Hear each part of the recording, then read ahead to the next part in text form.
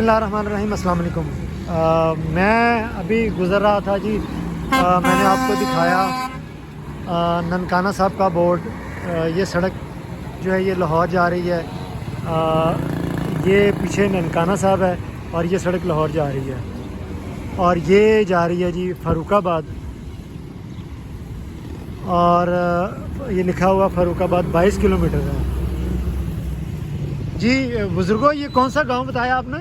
खमिया वाला। अच्छा, खमिया वाला। ये कमिया वाला। हाँ जी, ये बुज़ुर्ग हैं जी। कमिया वाला ये गांव है।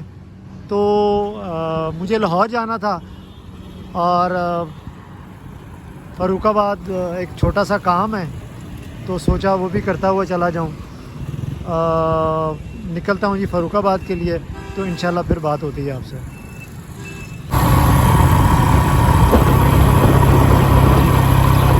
फ़ारुखाबाद के लिए निकला हूँ जी। ये गांव देख सकते हैं आप मेरे साथ साथ। आज मौसम जो है ना वो बहुत खूबसूरत है, बड़ा प्यारा मौसम है।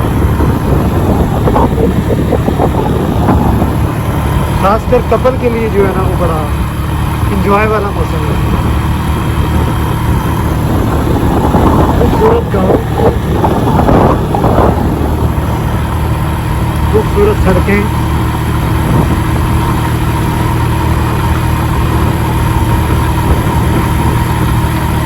गाँव में याद रखिएगा। अल्लाह हाफ़िज़।